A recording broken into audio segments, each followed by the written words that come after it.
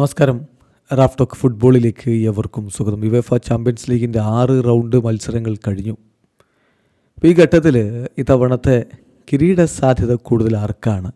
Point പട്ടികയിൽ ഒന്നാമത് ഇപ്പോൾ നിൽക്കുന്നത് ലിവർപൂളും രണ്ടാമത് നിൽക്കുന്നത് ബാഴ്സലോണയുമാണ്. അതേസമയം PSG-യും റയൽ മാഡ്രിഡും ഒക്കെ താഴെയാണ് നിൽക്കുന്നത് എന്ന കാര്യം കൂടി ശ്രദ്ധിക്കുക.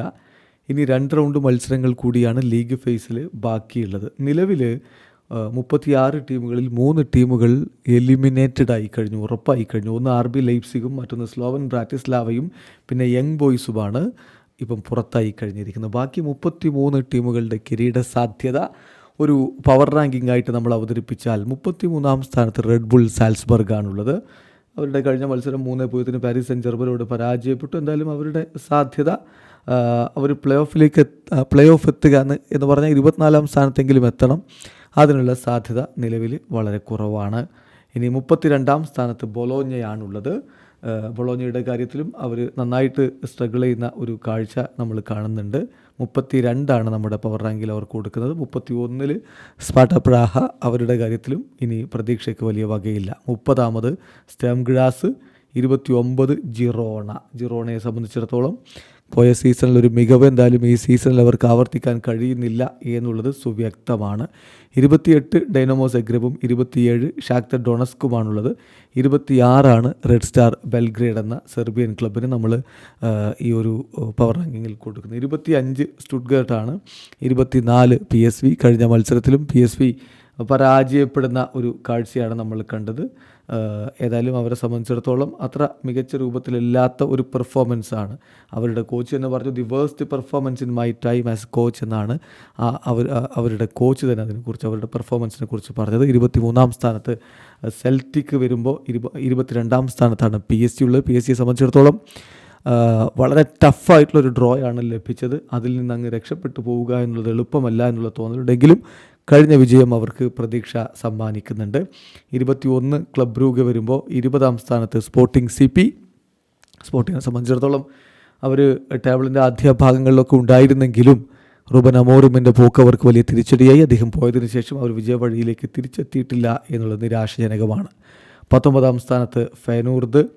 18-ാം സ്ഥാനത്താണ് SL ബെൻഫിക്ക നമ്മുടെ പവർ റാങ്കിങ്ങിലുള്ളതെങ്കിൽ 17 മൊണോക്കോയുള്ളത്.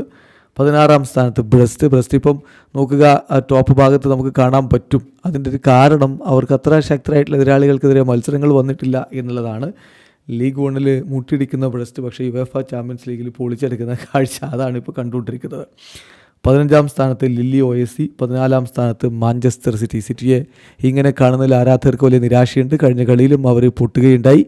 യുവേഫ ചാമ്പ്യൻസ് ലീഗിലും പ്രീമിയർ ലീഗിലും ഒക്കെ അടക്കം അവസാനമായി 10 കളികൾ കളിച്ചതിൽ ഒരേ ഒരു കളിയാണ് അവർ വിജയിച്ചതെന്ന കാര്യം കൂടി ഓർക്കുക. സിറ്റി നന്നായിട്ട് സ്ട്രഗിൾ ചെയ്യുകയാണ്. 13-ാം സ്ഥാനത്താണ് ആസ്റ്റൺ വില്ലയെങ്കിൽ 12-ാം സ്ഥാനത്ത് AC മിലാൻ വരുന്നു. 11-ാം സ്ഥാനത്ത് യുവൻറ്റസ്. കഴിഞ്ഞ കളിയിൽ സിറ്റിയെ തോൽപ്പിച്ചുകൊണ്ട് അവർ പ്രതീക്ഷ നന്നായിട്ട് വർദ്ധിപ്പിച്ചിട്ടുണ്ട്. റയൽ മാഡ്രിഡ് 10-ാം സ്ഥാനത്ത്. ഇപ്പം പോയിൻ്റ് പട്ടികയിൽ അവർ താഴെയാണ് നിൽക്കുന്നതെങ്കിലും ഇനിയുള്ള 2 കളികൾ വിജയിക്കുകയാണെങ്കിൽ അവർക്ക് നല്ല രൂപത്തിൽ മുന്നോട്ട് പോകാൻ ഈവൻ ടോപ്പ് 8 പോലും ആഞ്ചലോട്ടി സ്വപ്നം കാണുന്നു എന്ന് അദ്ദേഹം തന്നെ പറയുന്നു. എന്തായാലും പ്ലേ ഓഫിൽ അവരുണ്ടാകുമെന്ന് തന്നെ ഉറപ്പാണ്. 9-ാം സ്ഥാനത്ത് ബൊറൂസിയ ഡോട്ട്മുണ്ട് വളരെ മികച്ച രൂപത്തിൽ നിന്നതാണ്. പക്ഷേ ബാഴ്സയുടെ തോറ്റതോടുകൂടി ബാഴ്സ 2-ാം സ്ഥാനത്ത് കയറുകയും അവർ താഴേക്ക് വരികയും ചെയ്തിട്ടുണ്ട്. ബട്ട് സ്റ്റിൽ അവരും സേഫാണ്.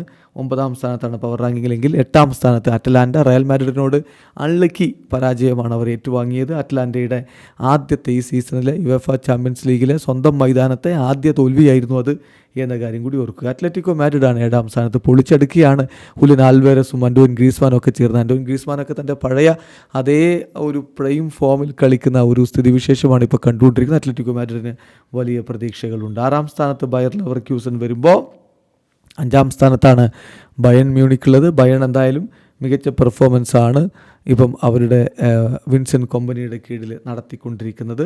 4-ാം സ്ഥാനത്ത് ഇൻ്റർ മിലാൻ വരുമ്പോൾ 3-ാം സ്ഥാനത്ത് നമ്മുടെ പവർ റാങ്കിങ്ങിൽ 3-ാമത് ആഴ്സണലാണ്. ബുക്കായോ സാക്കയുടെ ഒക്കെ മികവിൽ അവർ മുന്നോട്ട് കുതിക്കുന്ന കാഴ്ചയാണ് കാണുന്നത്. 2-ാം സ്ഥാനത്ത് FC ബാഴ്സലോണ. ഇപ്പോൾ പോയിൻ്റ് പട്ടികയിലും 2-ാം സ്ഥാനത്ത് ബാഴ്സലോണ തന്നെയാണ്. ലീഗയിൽ അവർ സമീപകാലത്തൊന്ന് സ്ട്രഗിൾ ചെയ്തെങ്കിലും യുവേഫ ചാമ്പ്യൻസ് ലീഗിൽ വമ്പന്മാരെ നേരിട്ടപ്പോഴൊക്കെ അവർ വിജയിക്കുന്ന കാഴ്ചയാണ് കാണുന്നത്. 2 ജർമ്മൻ വമ്പന്മാരെയും അവർ പൊട്ടിച്ചു. ബയണിനെയും ബൊറൂസിയ ഡോട്ട്മുണ്ടിനെയും. 2ാം സ്ഥാനത്താണ് അവരുള്ളതെങ്കിൽ 1ാം സ്ഥാനത്ത് ലിവർപൂൾ അല്ലാതെ മറ്റാരും 1ാം സ്ഥാനത്ത്. ഈ യുവേഫ ചാമ്പ്യൻസ് ലീഗിൽ ഏറ്റവും മികച്ച പെർഫോമൻസ് അവരുടേതല്ലേ.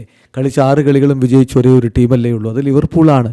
അതുപോലെ തന്നെയാണ് പ്രീമിയർ ലീഗിലും അവരുടെ കുതിപ്പ്. നമ്മുടെ പവർ റാങ്കിൽ 1ാം സ്ഥാനത്ത് ലിവർപൂൾ. നിങ്ങൾക്കൊരു പക്ഷേ വ്യത്യസ്തമായിട്ടുള്ള അഭിപ്രായങ്ങൾ ഉണ്ടാവും. കമൻറ്റ് ബോക്സ് രേഖപ്പെടുത്തുക. ആരോഗ്യകരമായ ഫുട്ബോൾ ചർച്ചകളുമായി നമുക്ക് മുന്നോട്ട് പോകാൻ. വീഡിയോ അവസാനിക്കുന്നു.